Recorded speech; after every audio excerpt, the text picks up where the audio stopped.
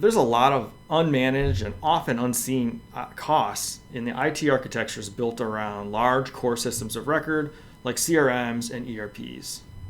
Because instead of tasking that ERP or that CRM with a finite set of jobs that it's particularly good at doing, you try to assign it every job.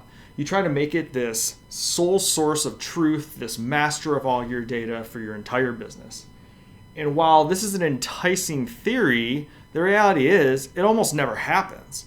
Businesses are too complex, they're too complicated. ERPs and CRMs are too hard and expensive to tweak to everyone's exact needs. And it assumes that everybody who's working on these initiatives has a complete and common understanding of what your business is even doing and how that needs to be reflected in the technology.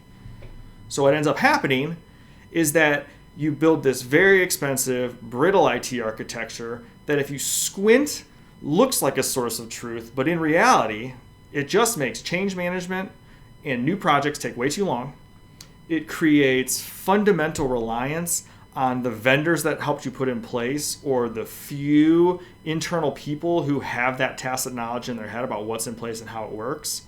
It limits the options of what can be done to what can be done inside or immediately adjacent to that ERP or that CRM.